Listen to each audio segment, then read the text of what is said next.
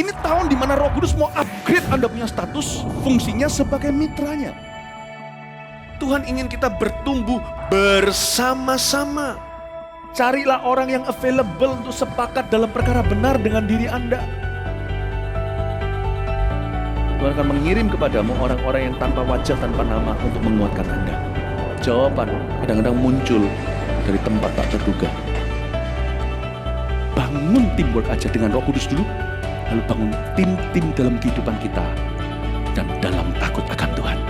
Percayalah, breakthrough, terobosan itu akan terjadi bukan dari pedangmu. Tahun ini mari kita percepat diri. Quick to listen, cepat untuk mendengar, lambat untuk berkata-kata, cepat untuk taat, lambat. Atau bahkan kalau bisa jangan berbuat dosa. Satu dari kamu mengalahkan 1000 musuh itu quality, tapi Tuhan tidak berhenti di situ. 2 berlaksa-laksa. Kami mencetuskan bahwa supaya yang datang di sini bukan jadi jemaat akhirnya, tapi semua jadi murid-murid yang berbuah-buah lebat. Gereja Mawar Sharon sekali mengayunkan tombaknya, berdirilah 300 gereja. Mari kita bersatu. Mari kita akselerasi. Sampai 2030 300 gereja ini benar-benar terjadi. Halo, welcome home, welcome to the church. Mari kita menyembah dan memuji Tuhan bersama-sama. Come on.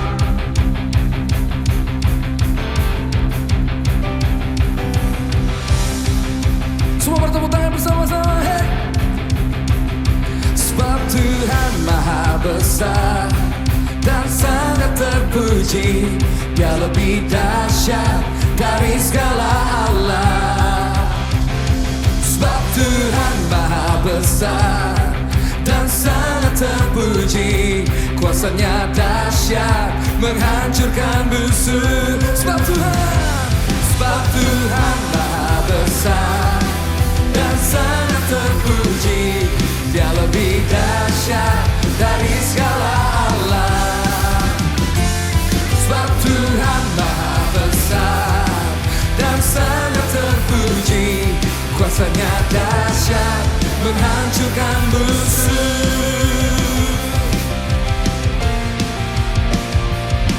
Yeah.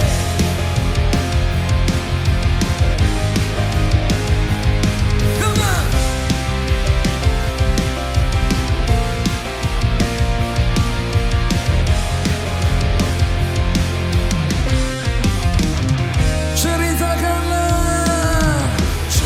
Ceritakanlah kemuliaan-Nya di antara segala bangsa, dan perbuatan-Nya yang sungguh ajaib di antara suku bangsa.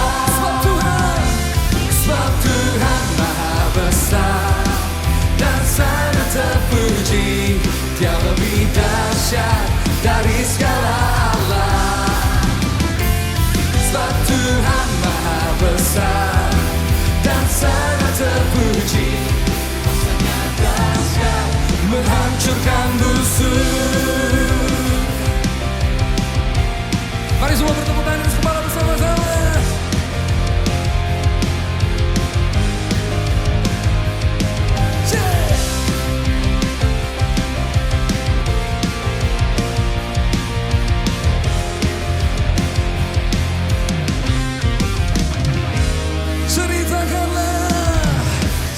Ceritakanlah kemuliaan-Nya di antara segala bangsa, dan perbuatan-Nya yang sungguh ajaib di antara suku bangsa.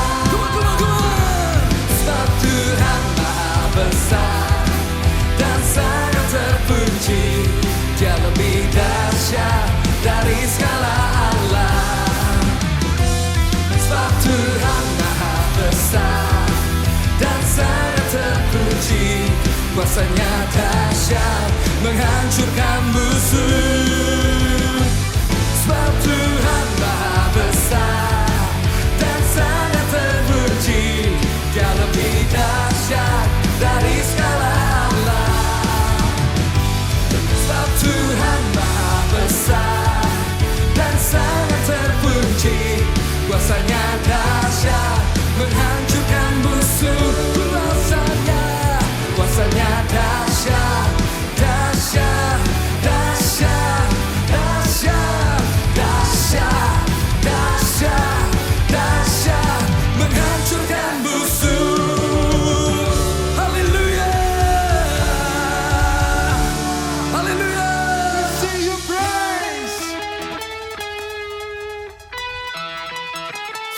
Mari bertepuk tangan bersama-sama, come on.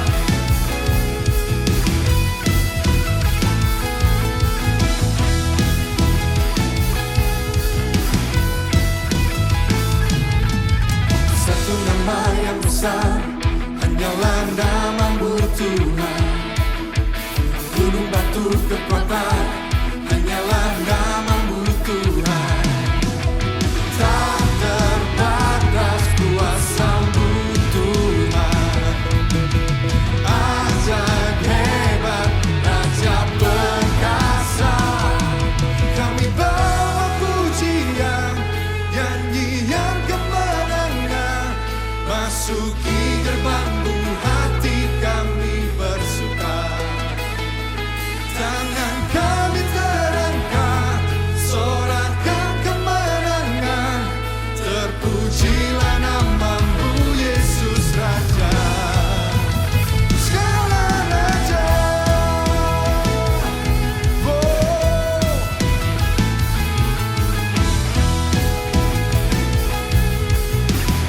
Satu nama yang besar, satu nama yang besar, hanyalah namamu Tuhan. Gunung batu kekuatan, hanyalah namamu Tuhan. Tak terbatas kuasa-Mu Tuhan. Ajaib hebat, Raja perkasa. Kami bawa pujian, nyanyian kemenangan. Masuki gerbang-Mu, hati kami. Kami mengangkat tangan kami Tuhan. Sorakan kemenangan. Terpujilah nama-Mu Yesus Raja. Segala raja. Mari bertepuk tangan bersama-sama untuk namanya.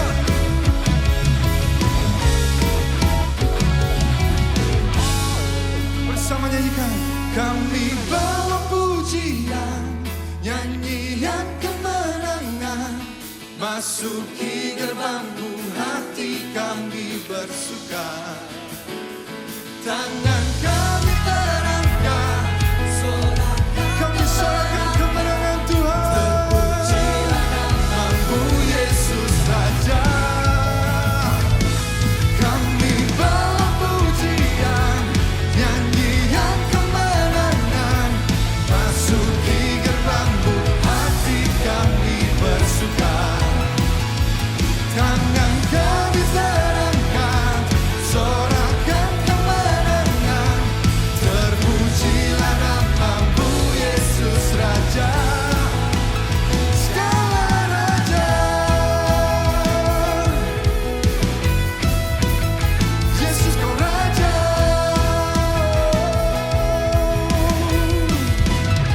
Haleluya. Shalom saudara, apa kabarnya? Saya percaya semuanya tentu penuh dengan sukacita. Apalagi kita memasuki bulan yang baru.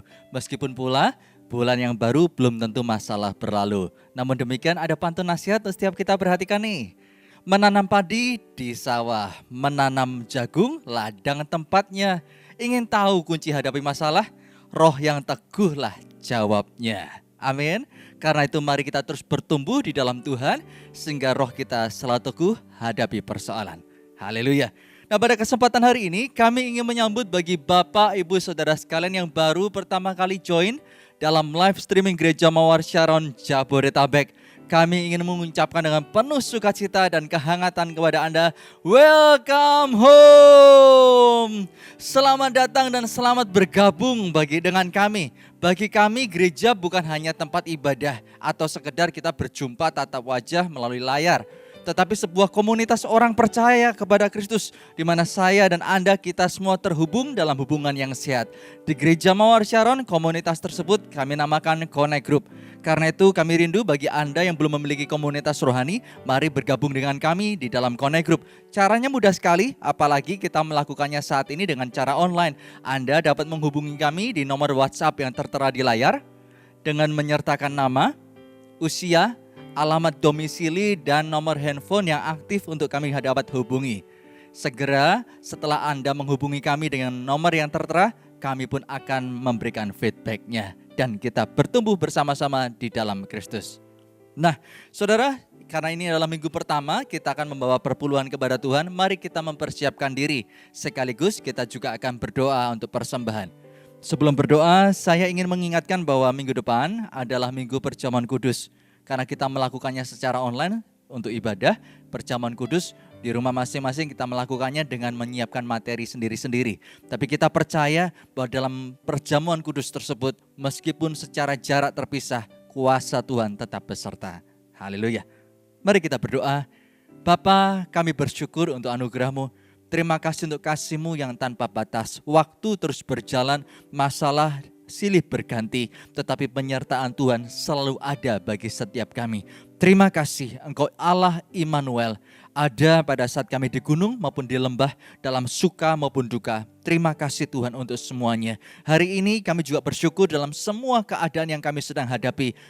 Engkau Allah yang setia menyertai. Sebentar kami mau bawa perpuluhan kami bawa persembahan kami. Terimalah ya Tuhan sebagai persembahan yang berkenan kepadamu, sebagai ucapan syukur kami yang memuliakan Tuhan dari harta yang kami miliki. Terima kasih Bapa, di dalam nama Tuhan Yesus Kristus kami memberikan yang terbaik. Haleluya. Amin. Tuhan Yesus memberkati.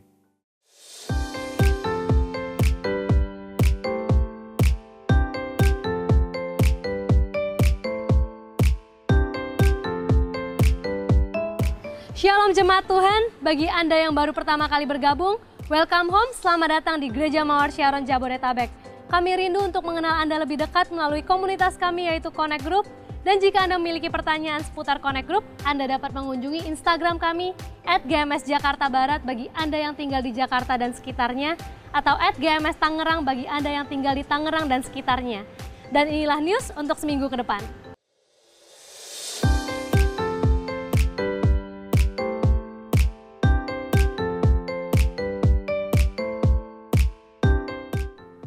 Telah dibuka pendaftaran untuk kelas bimbingan pranikah sampai dengan 6 September 2020.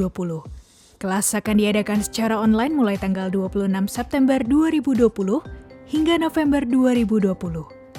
Persyaratan untuk dapat mengikuti kelas BPN antara lain, pasangan sudah memiliki NIJ, pasangan dihimbau belum menentukan tanggal pernikahan, diketahui oleh leader penggembalaan.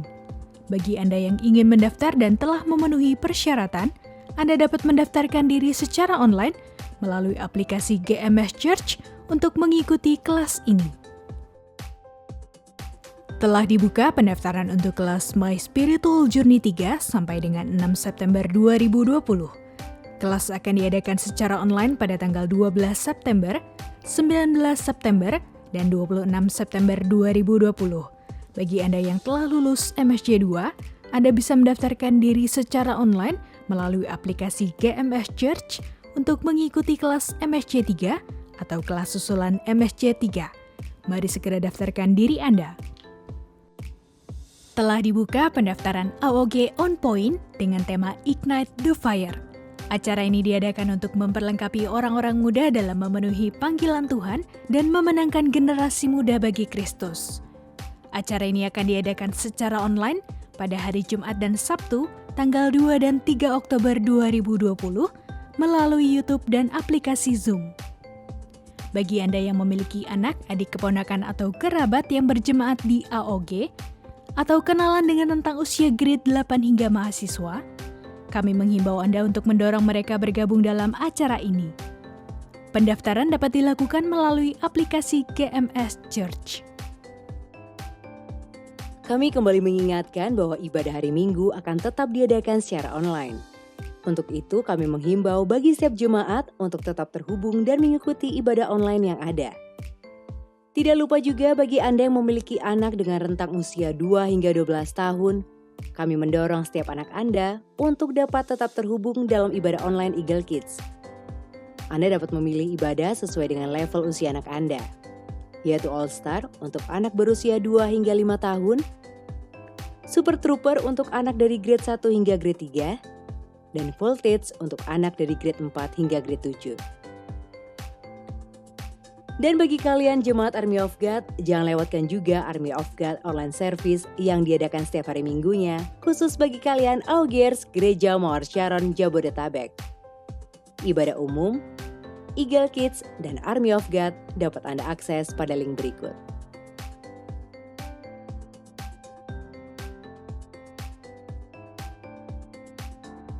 Minggu depan adalah Minggu Perjamuan Kudus. Anda dapat mempersiapkan roti dan anggur, atau Anda juga bisa menggunakan minuman lain jika anggur tidak tersedia di tempat di mana Anda berada. Mari persiapkan diri Anda untuk menerima tubuh dan darah Kristus. Kolose 3 ayat 23, apapun juga yang kamu perbuat, perbuatlah dengan segenap hatimu seperti untuk Tuhan dan bukan untuk manusia. Gereja Mawar Sharon Jabodetabek, making disciples, transforming lives. Making disciples, transforming lives.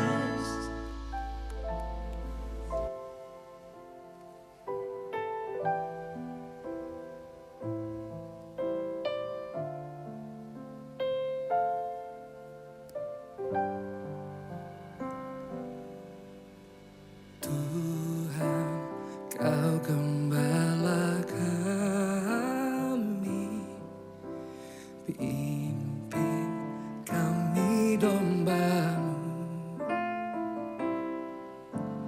Berilah kami menikmati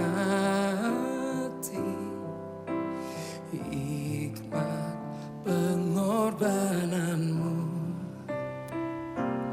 Tuhan Yesus, Juru Selamat, kami ini milik-Mu. Tuhan Yesus, Juru Selamat, kami ini milik-Mu.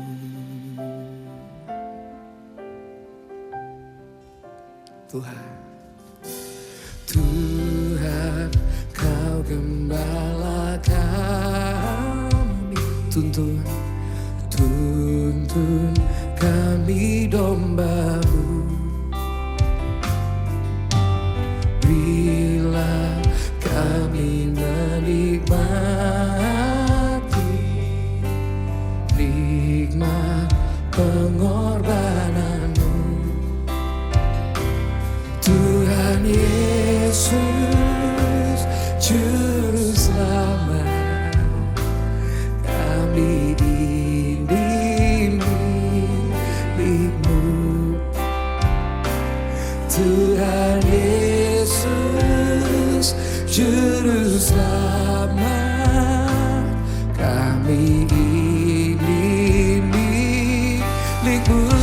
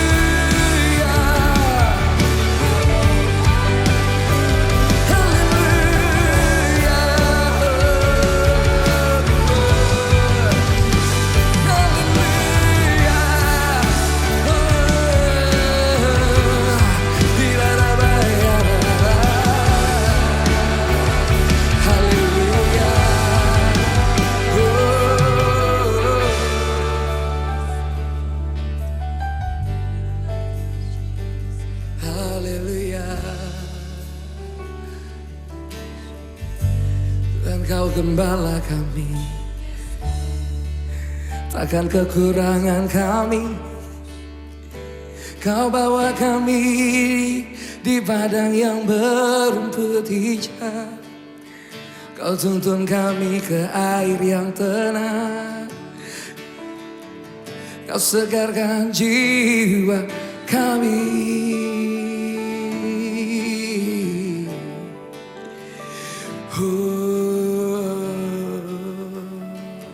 Mari tenggelam di dalam hadirat Tuhan, nikmati kasih-Nya. Oh, pandang wajah-Nya selalu, Dia yang akan memelukmu. Thank you Jesus.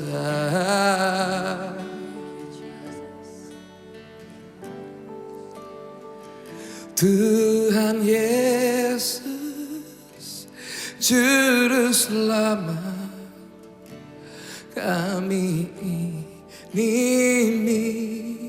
milik-Mu. Tuhan Yesus, Juru Selamat, kami ini milik-Mu. Tuhan Yesus, Tuhan Yesus, Juru Selamat, saya ini milik-Mu.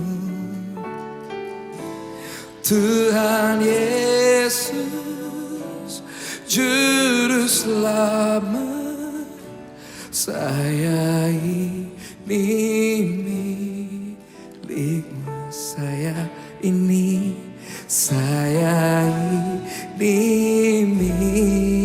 milik-Mu. Saya ini milik-Mu.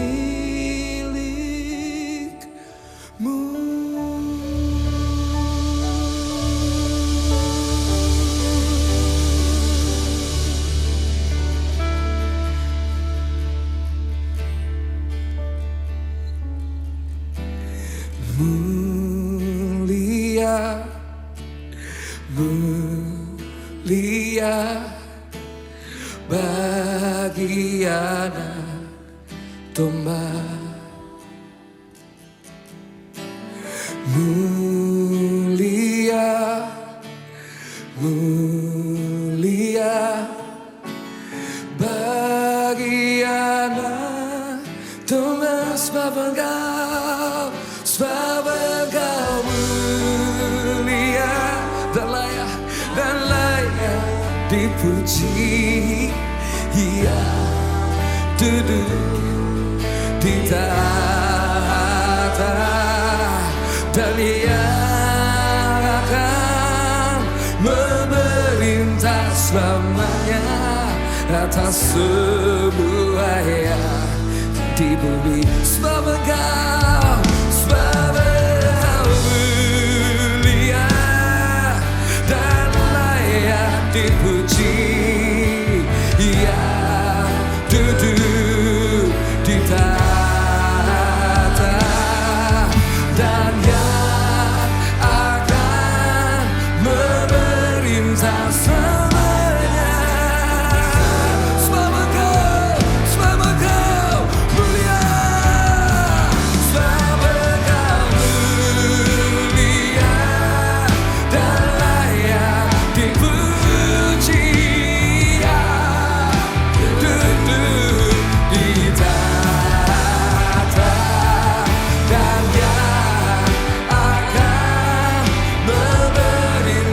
Selamanya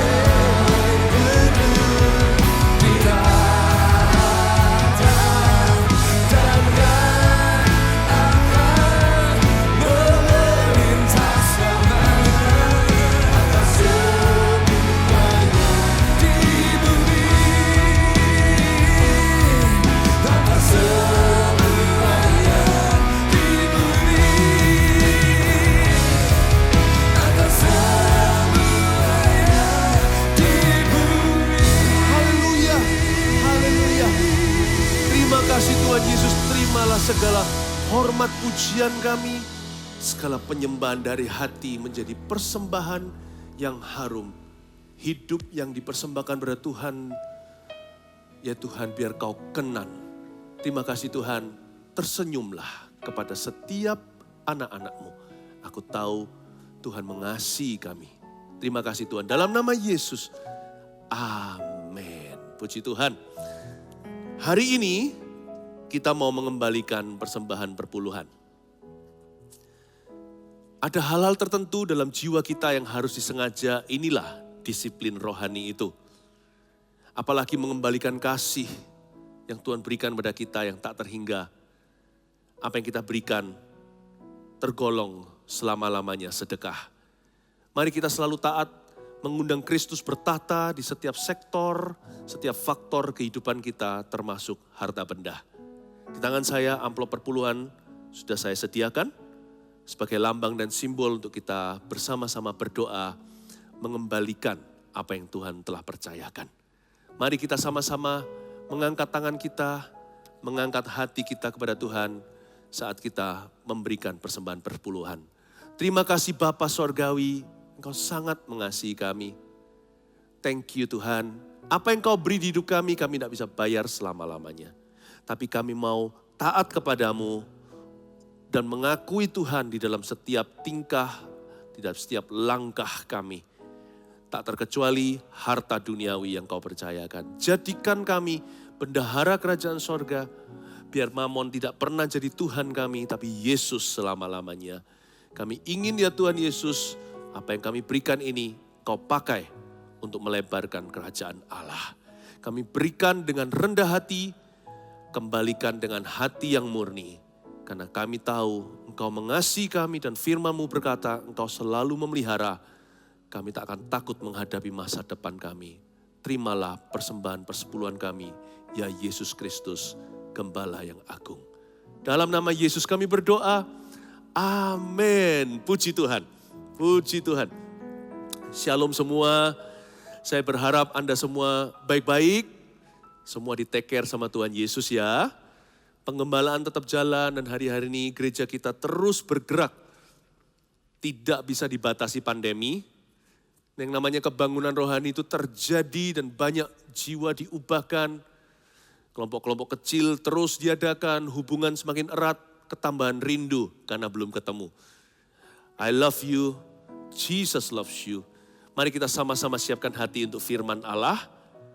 Dan ambil Alkitab dan catatan, saya berikan tema Getsemani dalam jiwa kita. Tuhan ingin supaya kita itu menang dari dalam keluar. Bukan sebaliknya, tampak bagus di luarnya tapi dalamnya enggak keruan. Cerita Yesus di Taman Getsemani mengajarkan kita bahwa kita harus menang di dalam doa. Dan kita juga harus mengalami terobosan di dalam jiwa kita. Roh kita ini sudah diselamatkan. Jadi kalau kita mati, badan kita ini binasa. Roh kita tidak binasa. Karena kita masuk ke sorga, nama kita tertulis dalam kitab kehidupan. Nah, medan perangnya itu jiwa. Dalam pikiran, kemauan, keinginan, kehendak bebas kita. Akal budi ini, inilah medan perangnya. Ya, our will, our desire, jiwa kita. Nah, pergumulan Yesus di Getsemani hingga peluhnya menjadi darah mengajarkan kepada kita bahwa ketaatan yang harus muncul pada akhirnya. Kita harus belajar surrender atau berserah. Kita buka Matius 26 ayat yang ke-36 mulai sampai 46. Cerita tentang Taman Getsemani. Judulnya Getsemani dalam jiwa kita. Karena kita gak akan pergi ke Getsemani beneran. Sekalipun kita ke Israel pun melihat di sana di Yerusalem. Menjadi sebuah kebun atau menjadi taman. Tetap dipelihara hingga hari ini. Tapi tetap tidak terjadi pergumulan lagi di situ. Karena pergumulan kita itu di sehari-hari. Di kehidupan sendiri. Getsemani itu ada di dalam diri kita. Ya, penyalipan Yesus Kristus di Golgota tidak akan kita alami. Penyalipan itu terjadi sehari-hari ketika kita pikul salib ikut Yesus. Jadi Getsemani ini tempat profetik. Saya baca dulu ayat 36. Maka sampailah Yesus bersama-sama murid-muridnya ke suatu tempat yang bernama Getsemani. Katakan, suatu tempat yang bernama Getsemani. Ya, katakan sekali lagi, Tuhan mendengar loh ya. Saya tidak bisa mendengarkan Anda, tapi dengan iman saya tahu Anda mengucapkannya. Katakan suatu tempat yang bernama Getsemani. Lalu ia berkata kepada murid-muridnya, duduklah di sini sementara aku pergi ke sana untuk berdoa. Yesus bisa muridkan murid-muridnya karena Yesus itu berdoa lebih jauh. Sama hari ini, apalagi kalau kita memimpin rumah tangga, perusahaan, gereja, kalau kita seorang leader di masyarakat, kita harus berdoa lebih jauh daripada orang-orang yang kita pimpin. Papa mama pastikan Anda sembahyang dulu cari Tuhan sebelum bisa nasihati anak. Anak-anak juga sama, kita harus berdoa. Segala usia di gereja kita diajari untuk berdoa cari wajah Tuhan. Mengapa? Karena kita nggak bisa survive, nggak bisa bertahan di hidup ini tanpa Tuhan Yesus. Ayat 37, dan ia membawa Petrus dan kedua anak Zebedius, Yohanes Yakobus, sertanya, maka mulailah ia merasa sedih dan gentar. Yesus merasa sedih dan gentar. Mengapa? Karena dia segera masuk ke dalam suatu situasi yang luar biasa karena kita. Yesus tanpa dosa, sebentar lagi akan disalibkan for you and me. Dia bukan takut dengan paku, meskipun itu mengerikan. Kalau kita sih pasti ketakutan. Dia bukan takut dengan penyiksaan yang di luar batas manusia, karena penyaliban sekarang telah ditiadakan. Karena hak asasi manusia. Hewan pun tidak patut diperlakukan begitu, mati pelan-pelan. Yesus bukan takut paku. Yesus akan masuk dalam suatu situasi yang sangat gelap gulita di dalam jiwanya. Karena kita, dia menderita. Lalu katanya, ayat 38, lalu katanya kepada mereka, hatiku sangat sedih, kata Yesus. Seperti mau mati rasanya. Ini depresi tingkat tinggi. Gak ada di antara kita yang pernah merasakannya, karena Yesus satu-satunya. Karena seluruh dosa dunia ditumpuk di kepalanya. Dia stresnya itu tak terhingga. Bukankah ada pepatah Alkitab mengatakan bahwa kita kalau dicobai gak akan melebihi kekuatan kita? Hari itu Yesus dicobai lebih dari kekuatan manusia. Makanya peluhnya menjadi darah. Dia gak tahan karena sebentar lagi dia harus berseru dan berteriak Eloi, Eloi, lama sabachthani, yang artinya Allahku, Allahku, Bapakku yang dari penciptaan dunia, bahkan dari kekekalan sebelum ada manusia di bumi, sebelum ada universe ini. Aku selalu bersamamu. Pada awalnya adalah firman, firman itu bersama dengan Allah. Kata bersama dengan Allah itu perfect unity. Dan firman itu adalah Allah. Dia menanggalkan dan meninggalkan status sorgawinya. Mengambil rupa seorang hamba. Mati di kayu salib, setia sampai mati. For you and me. Seperti mau mati rasanya. Mau berpisah dengan Bapa. Tinggallah di sini dan berjaga-jagalah dengan aku. Kembali ayat 36. Maka sampailah Yesus bersama murid-muridnya ke suatu tempat yang bernama Getsemani. Getsemani adalah sebuah tempat profetik hari ini. Sekalipun kalau kita diizinkan bisa ke Israel, kita bisa lihat tempat itu nyata. Tapi saya ingin memberikan signifikansi rohaninya. Getsemani is a prophetic place. Out of the familiar into that which needs God's training. Getsemani adalah sebuah tempat profetik.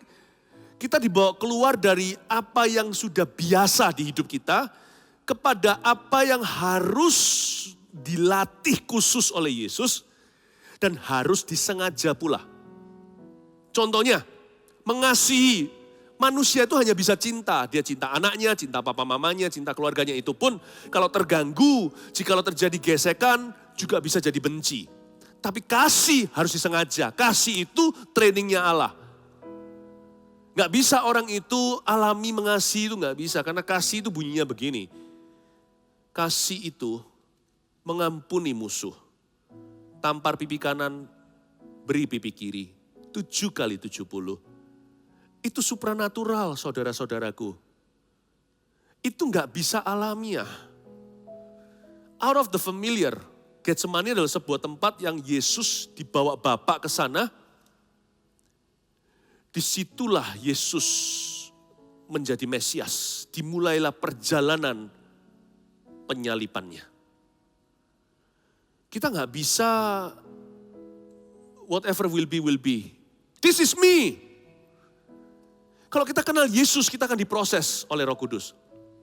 Nggak bisa kita berkata dari dulu gua ya begini. Nggak bisa berubah. Aku masih seperti dahulu. Nggak bisa. Ya beginilah aku. Tradisi, sifat, bibit, bobot, bebek. Bibit, bobot, dan bebet. Bukan bebek. Bibit, bobot, bebetku ya begini. Inilah aku dari dulu. Dari lahir ya demikian. Aku nggak bisa berubah.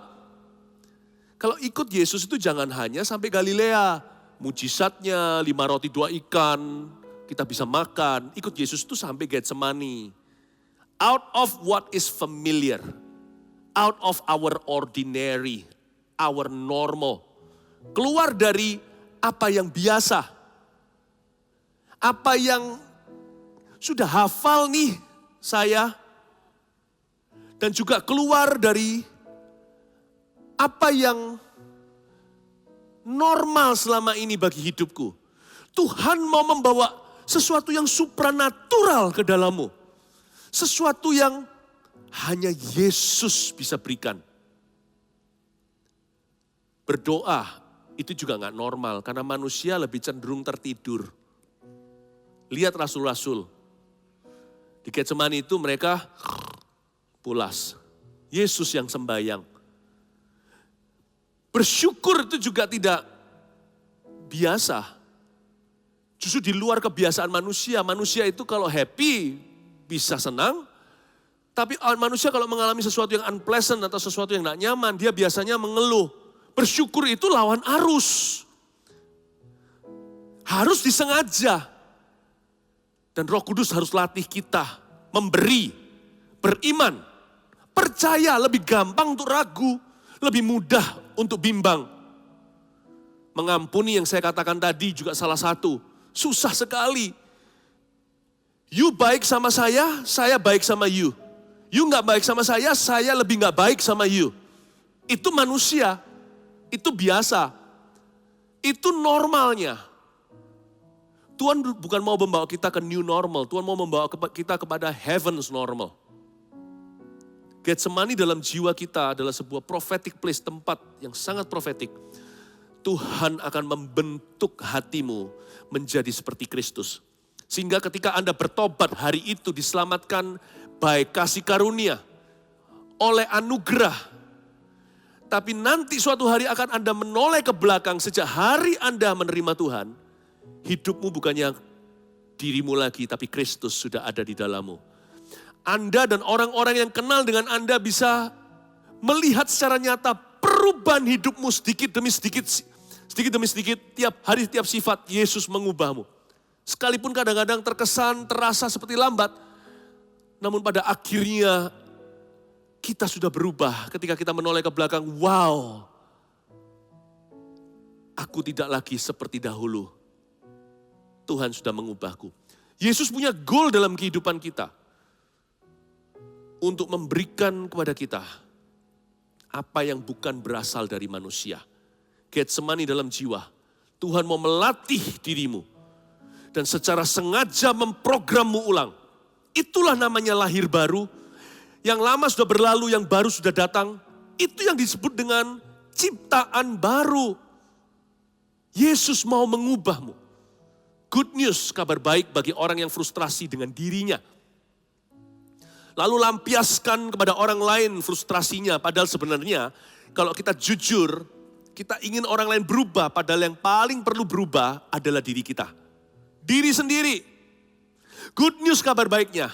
Yesus yang menang di Getsemani itu akan mengajarimu dan mengajariku untuk menang atas diri kita sendiri, atas selama ini apa yang menghalangi kita untuk bertumbuh, apa yang menjadikan susah untuk berubah. Tuhan mau memprogram kita. Ayat yang ke-39. Maka ia maju sedikit, Yesus, lalu sujud dan berdoa, katanya. Jadi Yesus itu sampai tersungkur ya, berdoa. Itulah maksudnya sujud dan berdoa. Katanya, ya Bapakku, jikalau sekiranya mungkin, biarlah cawan ini lalu daripadaku. Tetapi janganlah seperti yang ku kehendaki, melainkan seperti yang kau kehendaki. Inilah doa yang membuat peluh Yesus menjadi darah. Kalimatnya singkat, tapi susah untuk diucapkan. Di waktu-waktu seperti itu di Getsemani. Yesus maju sedikit demi privasi. Lalu dia sujud dan berdoa, dia tersungkur sampai bersujud wajah ke tanah. Bergumul sampai titik rendah dan dia berkata, ya Bapakku, jikalau sekiranya mungkin anak Allah tawar-menawar. Bukan karena lemah, tapi dia jujur dengan feelingnya sebagai manusia. Makanya hari ini Yesus sangat mengerti dan memahami perasaan Anda. Jikalau Allah itu kau cai sang dalam bahasa Chinese-nya. Kalau Allah itu tinggi-tinggi di atas sana tidak terjangkau oleh orang. Yesusku adalah Allah yang mengerti. Dia pernah tersungkur sampai wajahnya kena tanah. Sampai yang namanya dahinya menyentuh bumi. Allahku bertahta di sorga. Hatinya di bumi bersama dengan saya. Dan dia berkata dalam keadaannya sebagai manusia, jikalau mungkin. Jadi Tuhan mengerti ketika kita nggak tahan dengan satu situasi. Tuhan, ambillah aku, berapa orang ingin mati. Yesus tidak akan menghakimimu, tapi Yesus juga tidak akan mengizinkan dirimu bunuh diri. Sebab kalau di Getsemani dia menang, Tuhan sekarang buka jalan. Dia akan berkata kepadamu, tenang nak, ini pun akan berlalu. Aku akan memberimu kekuatan untuk minum cawan apa saja yang harus kau teguk hari ini. Supaya keluar dari sini kau akan menjadi pemenang. Itu Yesus kita. What a comfort. Son of God, what a comfort you are. Anak Allah, engkau adalah penghiburan bagiku. Double comfort. Roh Kudus datang setelah Yesus pergi naik ke sorga. He's called our comforter. Dia gelarnya adalah penghibur kita, penolong kita. Kita gak boleh depresi sampai setengah mati. Gak boleh stres sampai bunuh diri.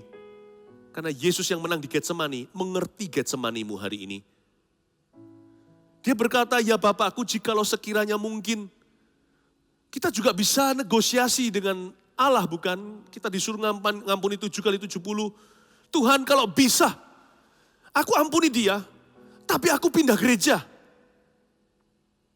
Tuhan gak akan marah, tapi Tuhan akan jawab Anda. Atau bisa begini juga, ya sudah Tuhan. Aku akan bicara, aku akan maafkan dia, tapi aku tidak akan lagi berbicara dengan orang itu. Sekiranya mungkin, singkirkan orang itu daripada aku. Ketemu setiap hari malahan. Jangan berkata Tuhan itu enggak peka. Tuhan itu memaksa, enggak. Tuhan ngerti hati tawar-menawarmu. Dia tahu ketika engkau tawar hati. Tuhan itu paham bahasa negosiasi. Dia tahu ketika Anda tidak tahan. Tapi Tuhan tidak akan izinkan Anda berhenti di sana. Kalau enggak gitu kan enggak ada ayat 40, ayat berikutnya. Jangan berhenti di situ. Izinkan Yesus membawa Anda lebih lanjut. Biarkan Tuhan menarik Anda lebih jauh. Jangan berhenti di pasal 26 ayat 39. Sampai dia bawa ke ayat 40 hingga pasal kemudian kebangkitan. Kematian dulu tentunya baru kebangkitan. Dia paham. Jadi kalau Anda sedang tawar-menawar dengan Tuhan, ilmunya begini. Jangan tutup buku, jangan kasih titik, tapi beri koma. Kalau perlu koma pun, kalau ada titik pun semicolon bahasa Inggrisnya. Atau koma titik. Berarti kalimat itu belum ditutup. Masih ada lanjutan kalimat berikutnya. Berhubungan namun terpisah. Itu bahasa literatur tentunya. Itulah ilmu bahasa. Ilmu tulisan. Nah kalau Anda lagi negosiasi itu, izinkan Tuhan berbicara menjawab dulu. Jangan konklusi. It's okay untuk buka hati, curhat sama Tuhan Yesus. Tuhan sangat paham. Kalau nggak percaya, buka kitab Mazmur. Amarah pemazmur sampai dia itu di hati dalam doanya.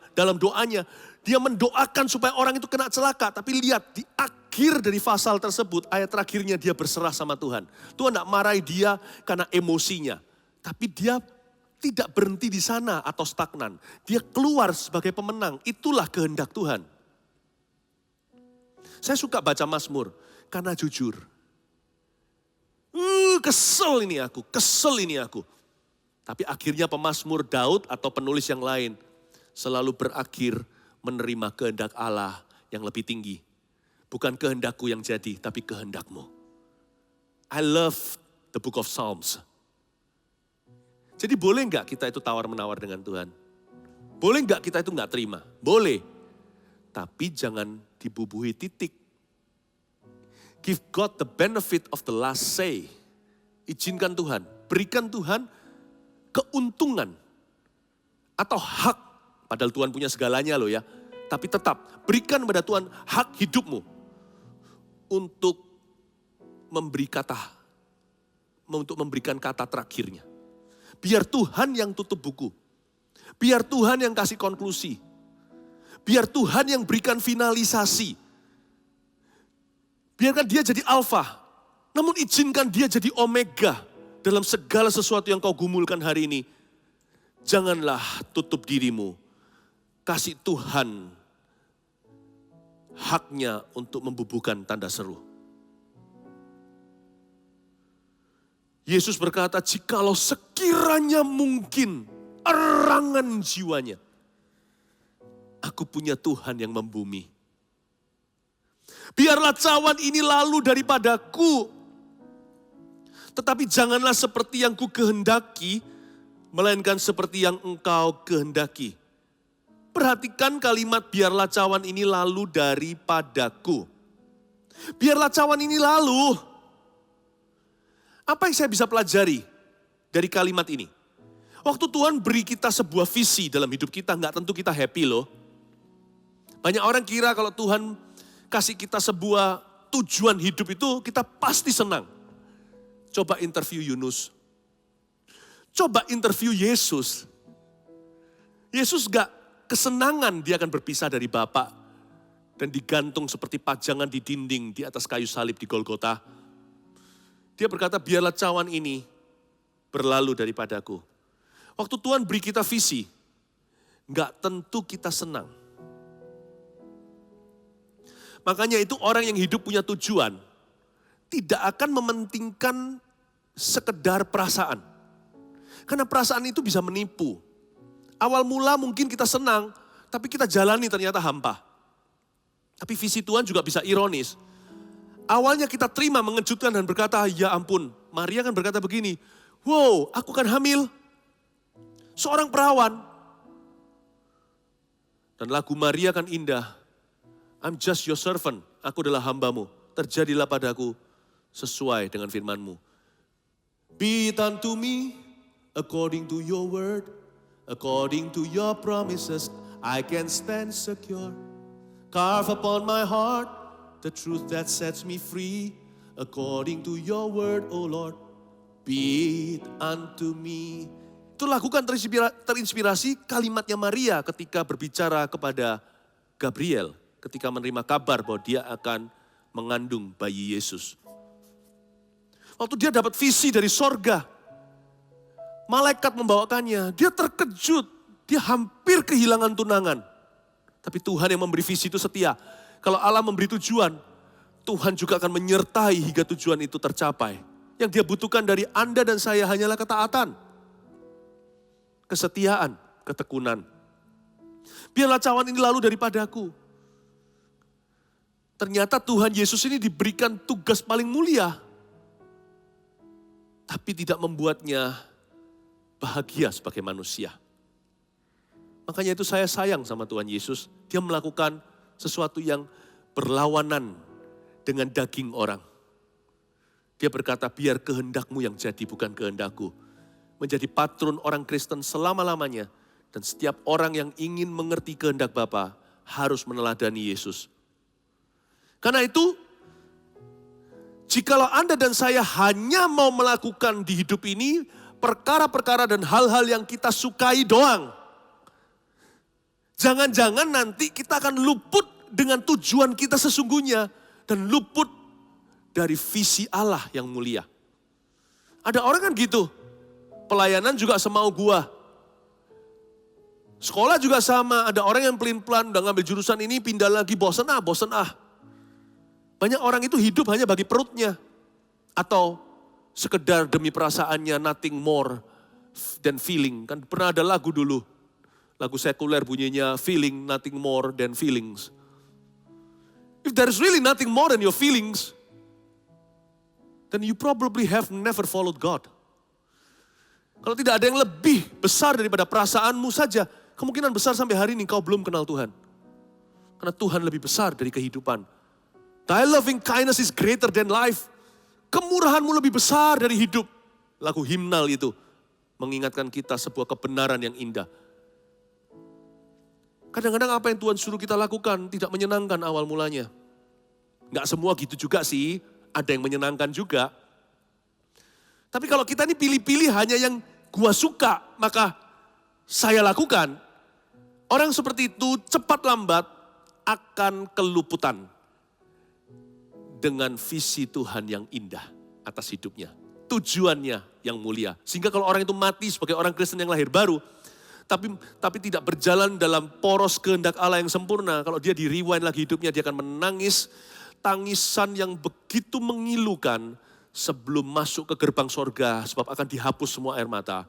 Waktu Tuhan beritahu sama dia harusnya hidupmu begini, tapi jadinya kok begitu. Anda akan menangis terseduh-seduh dan menangis malu.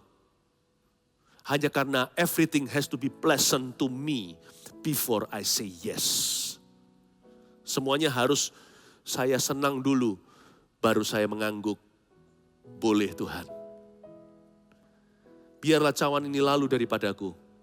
Andai kata cawan itu dilalukan oleh Yesus, hari ini kau dan aku masuk neraka sesaleh apapun kita hidup. Cawan itu, cawan empedu itu. Membuat Yesus memperoleh anak-anak seperti Anda dan saya di seluruh bumi. Sampai anak cucu kita pun diberkati karena Yesus Kristus. Andai kata cawan itu lalu, matilah kau dan aku. Saya bersyukur, what was unpleasant, apa yang tidak nyaman, menjadi sesuatu yang berguna dalam kehidupan manusia secara tak terhingga. Tetapi janganlah seperti yang ku kehendaki. Melainkan seperti yang kau kehendaki, tetap di ayat 39, jangan seperti yang ku kehendaki, kata Yesus. Melainkan seperti yang Bapa kehendaki.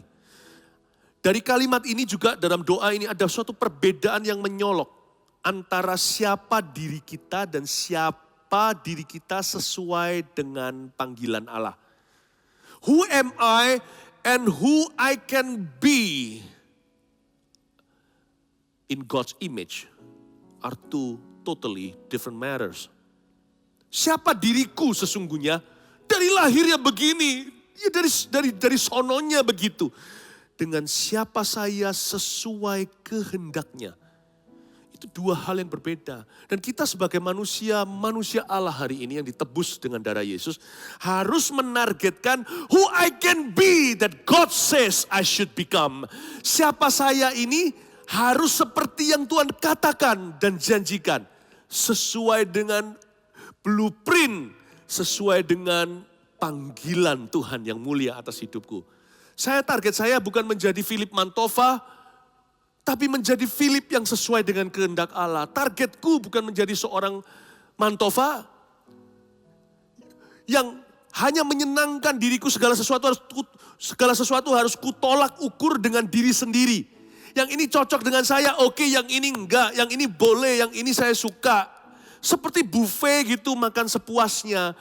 Kalau yang ini menarik mata dan cocok di lidah saya ambil, sayur-sayur saya biarkan. Biasanya kan gitu ya. Kita pilih-pilih, anak kecil apalagi gak mau brokoli. Kita buang semuanya, pokoknya as long as I'm happy. No, target kita bukan itu. Be it unto me. Terjadilah kehendakmu. Kalau hal ini kau taruh di hidupku, kau izinkan dalam pengalaman dan peristiwa. Dalam sejarah saya. Dan ini bisa membuat saya lebih sedikit lagi Philip Mantovanya. Dia harus makin bertambah kumari, harus makin berkurang. Tapi menjadi semakin seperti Kristus.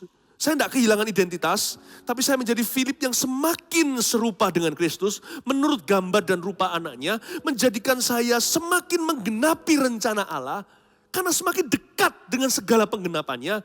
Then be it unto me according to your will, dan terjadilah sesuai dengan kehendakmu. Itu maksud Yesus. Janganlah seperti yang ku kehendaki ya Bapak, not according to my will as a human. Bukan menurut kehendakku sebagai manusia. Kalau hal ini bisa kau izinkan seseorang yang kau taruh dalam hidupku untuk aku ampuni. Atau anggota keluarga yang melukai tapi menguji iman saya dan ketabahan. Atau sebuah pekerjaan atau misfortune atau suatu kejadian dalam kehidupan saya yang membuat saya seolah-olah tersetback. Membuat saya terdorong ke gua, masuk ke padang gurun juga. Atau sesuatu yang senang, mungkin saya diberkati, itu pun ujian, saya bersyukur enggak kembali enggak seperti satu orang kusta itu. Apapun yang baik, apapun yang nampak buruk, Roma 8 berkata, selama saya punya Allah, Allah bekerja sama mendatangkan kebaikan dalam segala perkara. Selama hal itu mengerjakan maksud-maksud ilahi di dalamku, mengerjakan maksud Tuhan, then let your will be done. Ada perbedaan. Goal kita bukanlah diri kita dan menyenangkan diri sendiri. Goal kita adalah menjadi seperti Yesus. Menjadi seperti kau Yesus. Menjadi seperti kau Yesus.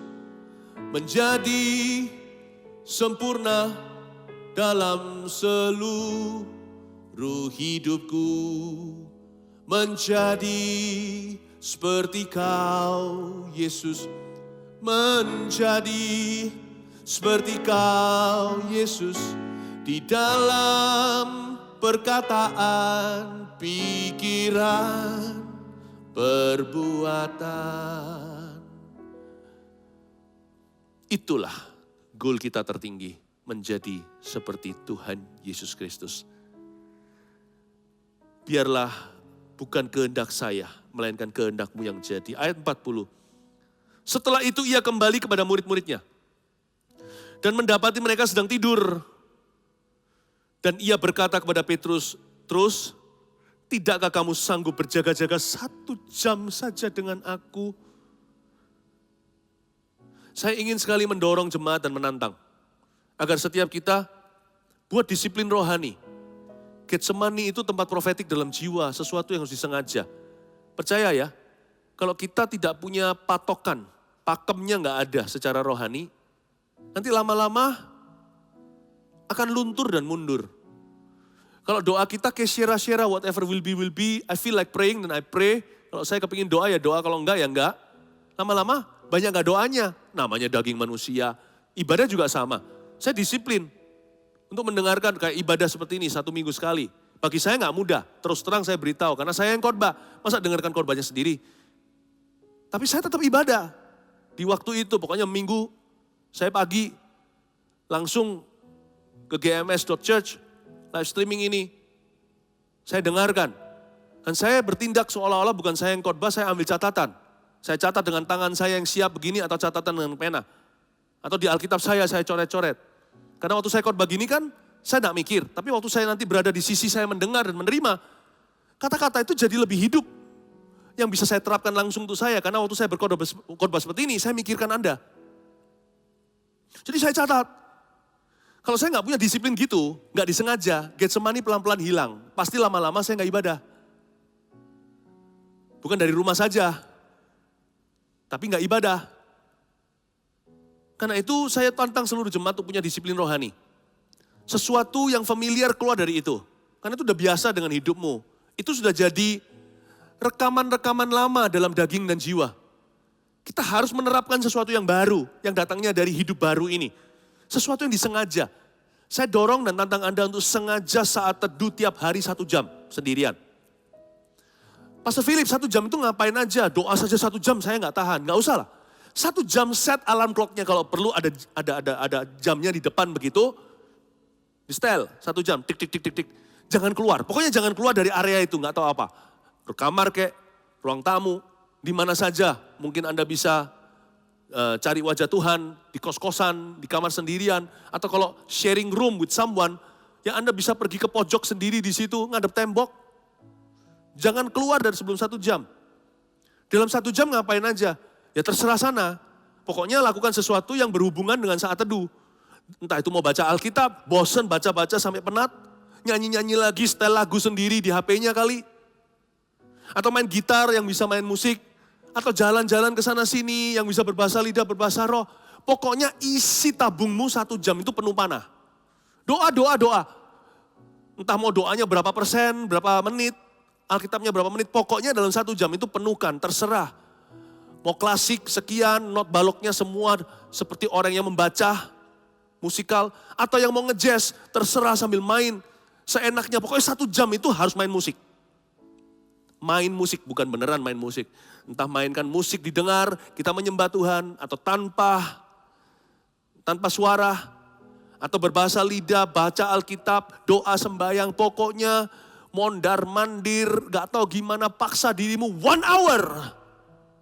Berjaga-jaga dengan aku. Tidakkah kamu sanggup? 1 jam saja. Nanti lihat ya, dimulai dari disiplin sederhana, tapi konsisten. Tiap hari, tiap jam. Lama-lama ntar Anda lihat, ada aksesori baru di hidupmu. Tung, muncul satu. Tung, muncul satu. Kasih berlebih. Tung, bisa mengampuni. Kok bisa memberi ya? Saya dulu ini orangnya egois. Semua aku. Pergi kemana-mana itu belikan untuk saya dan saya. Gak pernah mikirin orang lain, sekarang bisa mikirin orang lain. Kalau kemana gitu, si ini belum makan. Atau kok bisa ya? Ada banyak barang-barang sorga yang baru bermunculan di jiwamu. Karena itu harus dilatih. Karena ketika Anda disiplin rohani, Anda masuk ke dalam pelatihan Roh Kudus. Dan ada banyak hal yang disengaja muncul di dalam jiwa Anda. Sama halnya kalau seseorang terbuka kepada roh jahat. Muncul benda-benda asing di dalam hidupmu. Barang-barang yang aneh-aneh pun bermunculan. Tiba-tiba kumat-kumatan. Emosi gak bisa tahan. Dulu gak gitu orangnya. Dengar firman tertidur. Ngantuk kok selalu tepat waktu pada waktu firman dibagikan. Mulai keluar hawa nafsu yang berlebihan yang tidak bisa tahan. Kok bisa begini ya? Macam-macam kecanduan. Tiba-tiba orang yang salah ketemu dengan Anda di waktu yang salah. Lalu Anda masuk ke pergaulan yang salah. Satu persatu hantu, rumahmu mulai dihantui. Mulai ada kejadian-kejadian aneh, bukan di rumah saja. Tapi di hidupmu, di dalam jiwamu, ada keanehan-keanehan.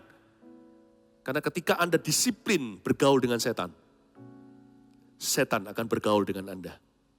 Atau Anda disiplin bergaul dengan Roh Kudus, Yesus akan bergaul dengan dirimu. Getsemani itu dalam jiwa. Gak sanggupkah kau berjaga-jaga 1 jam saja? Latih.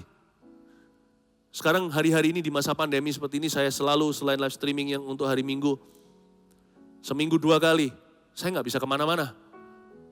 Sudah ditunggu Rabu, Sabtu, lalu nanti orang-orang gak bisa ikut live, mengikutinya kemudian. Tujuan saya cuma satu, ajari dirimu saat teduh. Udah itu aja. Kalau saya bisa ajari itu aman. Gak memberi ikan. Mengajari seseorang untuk memancing ikan, dia akan makan ikan seumur hidupnya. Saya bawa Anda langsung ke sumber, langsung ke sumur Abraham. Sisihkan 1 jam tiap hari itu saat teduh. Jemaat Mawar Sharon terutama. Kalau kami bisa menggembalakan seluruh dunia. Memuridkan itu hanyalah anggota gereja. Yang saya bisa muridkan, ya anggota gereja Mawar Sharon. Tempat penggembalaan yang saya taruh visi Tuhan. Atas hidupku, atas hidup kita, ke atasmu. Harus bisa saat teduh 1 jam. Bosen juga jangan keluar.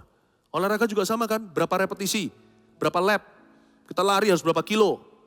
Puterin supermarket, kembali lagi sampai ke perumahan. Treadmill juga, sampai setengah jam. 1 minggu 3 kali, renang berapa kali bolak-balik. Push up berapa puluh kali, dibagi berapa kali. Sit up juga supaya six pack, bukan family pack. Semua orang kan punya disiplin. Doa kenapa gak ada disiplin? Emangnya kita bisa alami berdoa sendiri? Enggak. Harus disengaja, harus dilatih. Kalau nggak dilatih, kemungkinan besar akan lousy. Segala sesuatu nggak dilatih. Kalau kita ini dari keturunan Adam dan Hawa, udah pasti ujungnya terseret ke sana, ke Sera-Sera.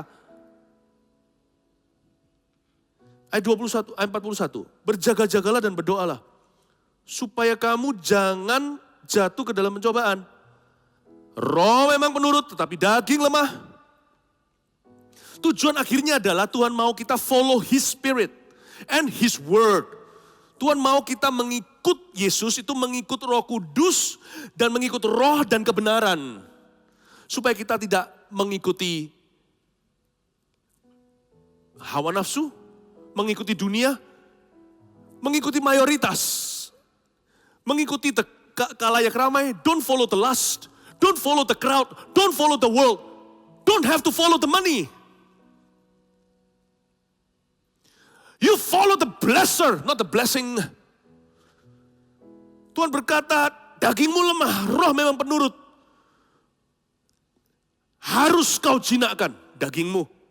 Dimulai dengan hal simpel teknis seperti saat teduh.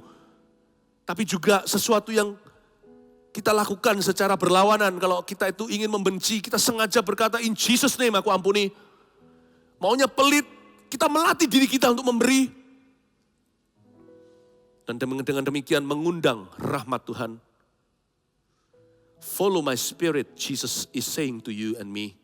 Follow my word. In the last days, di akhir zaman ini, ikut aku. Ayat 42. Lalu ia pergi untuk kedua kalinya dan berdoa katanya, ya Bapakku, jikalau cawan ini tidak mungkin lalu kecuali apabila aku meminumnya, jadilah kehendakmu. Katakan dengan saya, jadilah kehendakmu. Lagi, jadilah kehendakmu. Inilah kata-kata Bapak kepada kita hari ini. Inilah suara Yesus, dengarkan. My child, when I'm finished with you, you will become more than a conqueror. Yesus berkata kepada Anda, anakku, pada saat aku selesai dengan kamu, kamu akan menjadi titik-titik. Betapa indah, setiap orang beda. Tapi kesamaan kita adalah kamu semua. Kita, Anda dan saya akan menjadi lebih dari pemenang. Katakan amin. Tuhan mau kita untuk melihat end resultnya. Hasil akhirnya itu loh glory. Karena itu jangan sampai terperangkap dan menilai dirimu dengan hari ini. Hari ini masih belum game over. Sakit jangan terlalu dirasakan. Happy jangan berlebihan. Tuhan mau kita melihat end resultnya. Disinilah Yesus waktu peluhnya menjadi darah. Dia gak memandang ke salib Golgota. Dia memandang ke kita. Menembus bahkan waktu 2000 tahun karena dia adalah Allah. Aku harus lalui ini, tidak boleh lewatkan cawan. Sebab Yesus memikirkan nanti akan ada orang-orang diselamatkan. Orang jahat juga seperti kau dan aku. Jangan terperangkap dalam dirimu hari ini. Bapakku, jikalau cawan ini gak mungkin lalu, kata Yesus. Dia mulai menerima. Kecuali kalau aku meminumnya. Jadilah kehendakmu. Diperlukan keberanian untuk berkata, yes, aku terima. Ya, aku hadapi. Ayo, aku lalui. Orang yang bisa ngomong begitu, karena dia melihat dulu. Hasil akhirnya, meskipun tidak segala sesuatu dia bisa lihat sekarang. Tapi karena percayanya, dia tahu hasil akhirnya itu mulia. Bapak akan melakukan sesuatu baik di hidup saya. Saya ajak Anda untuk melihat visi jangka panjang untuk hidupmu. Lihat ujung, paling ujung, jedok ujung. Heaven namanya, sorga. Di mana namamu tertulis, tercatat, terukir. Bukan hanya di kitab, tapi di dinding-dinding Tuhan di situ. Makanya mati adalah keuntungan. Saya minta Anda melihat sedikit lebih dekat. Sebelum sorga, gerbang kekekalan itu, ada kematianmu yang adalah keuntungan. Anda mau memelihara kesaksian sampai ujungnya itu. Anda meninggalkan kebangunan rohani. Meninggalkan jejak-jejak kaki orang benar kepada anak cucu. Aku harus hidup sesuai dengan kehendak Allah. Karena akhir hidupku mulia. Kalau aku sekarang jatuh, aku akan bangun 7 kali. Orang benar jatuh, dia akan bangun pula. Kalau dia jatuh 7 kali, dia bangun 8 kali. Aku lihat akhirku mulia. I'm fighting not for me. I'm fighting for my children. I'm fighting for their future. Aku berjuang untuk masa depan anak-anakku. Aku berjuang untuk keluargaku. Aku berjuang untuk gerejaku. Aku berjuang untuk Tuhanku yang kucintai. Kesaksianku harus mulia. Kepingin nyolong sekarang? No. Kepingin korupsi? Tidak. Kepingin marah sama orang, kepingin membalas? Jangan sampai. Akhirku mulia. Lihat end resultnya. Ketika Yesus melihat melampaui Golgota, melihat Anda dan saya, dia berkata, jadilah kehendak-Mu Bapa. Come on now. Jadilah kehendak Bapa. Jadilah kehendak Tuhan. End result, hasil akhirnya. Mimpikan semua itu. Mimpikan semua itu. Bangun lagi bisnisnya. Mimpikan semua itu. Kalau Anda tidak bisa turunkan uang, nanti pas-pasan cuma bisa sekolahkan. Ujungnya semua lulus. Anak-anak Anda akan lihat gimana Anda bangun kembali. Anak-anak Anda, keturunan Anda akan membanggakan. Papaku fight back. Bangkit. How you rise up. Mereka akan belajar dan meneladani kegigihanmu. Lihat, saya minta Anda untuk melihat visi ke depan. Dan bagi kita Gereja Mawar Sharon, 2030, 300 churches, 300 gereja. Itu baru 10 tahun ke depan. Nanti dekat-dekat sebelum 2030, 2027 jika Tuhan izinkan. Ayo kita bicara tentang 1000 gereja, 700 gereja kemudian. Jalan dengan Kristus. Jalan sertanya setiap hari. Tapi mata kita sudah sampai ke kekekalan. Ayat 43, dan ketika ia kembali pula, ia mendapati mereka sedang tidur. Sebab mata mereka sudah berat. Karena hati mereka gak ada visi. Orang yang berat hati, berat mata, itu karena visinya hampa.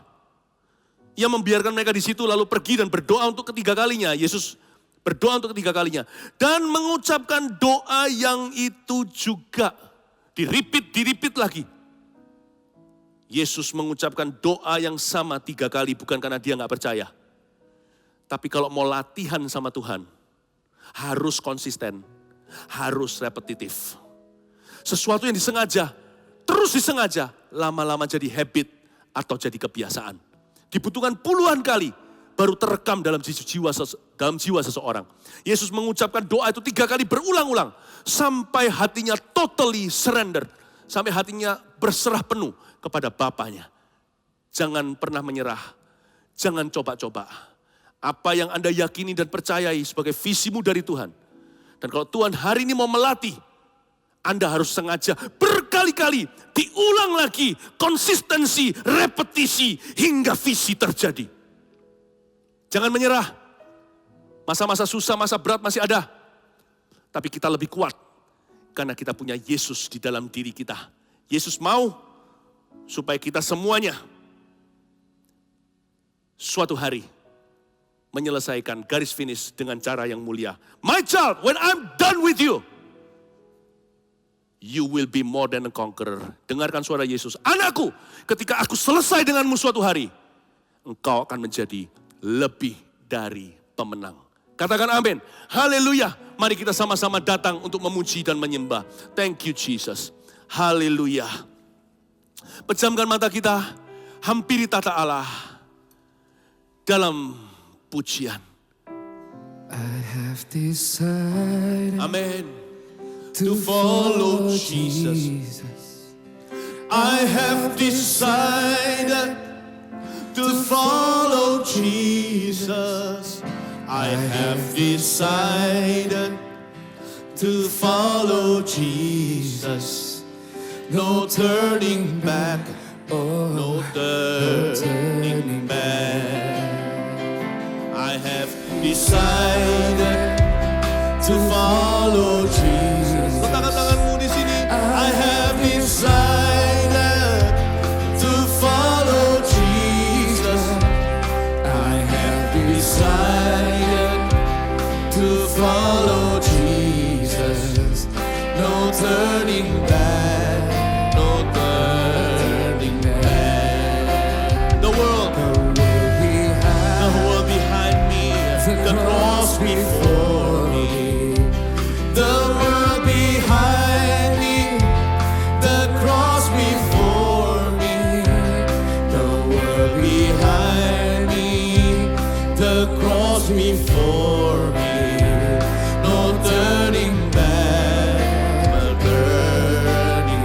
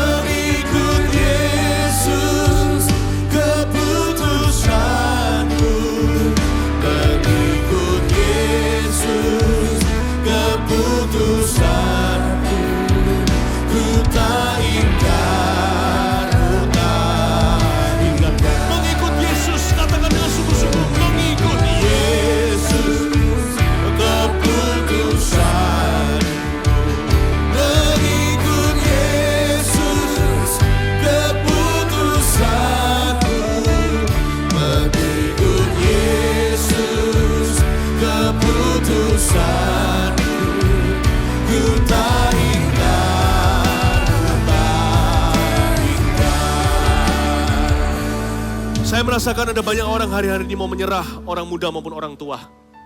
Kalau Anda almost give up, hatimu gak tahan lagi, persoalan yang Anda alami, saya gak tahu tapi Tuhan mengerti. Kalau itu Anda, satu tangan letakkan di sebelah sini, tangan kiri, tangan kanan Anda angkat, di mana Anda berada. Saya akan berdoa untuk Anda. Mari kita berdoa bersama-sama. Tuhan, Kau lihat tangan-tangan yang di hati itu, Tuhan Yesus jamah. Tangan-tangan yang terangkat, Tuhan Yesus tolong.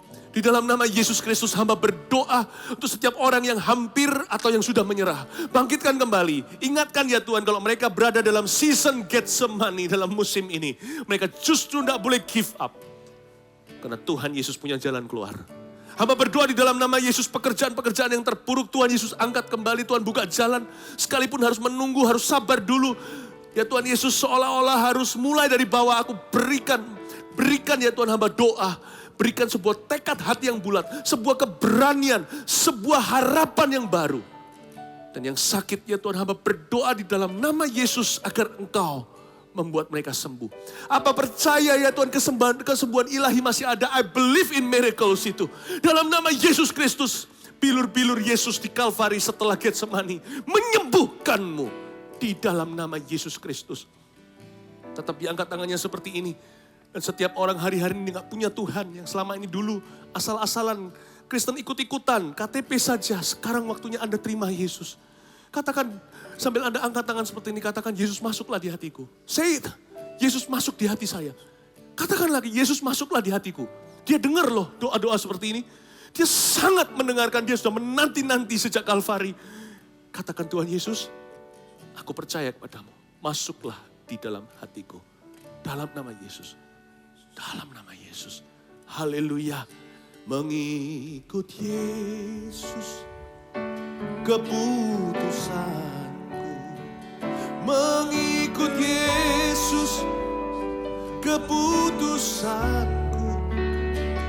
Mengikut Yesus keputusanku.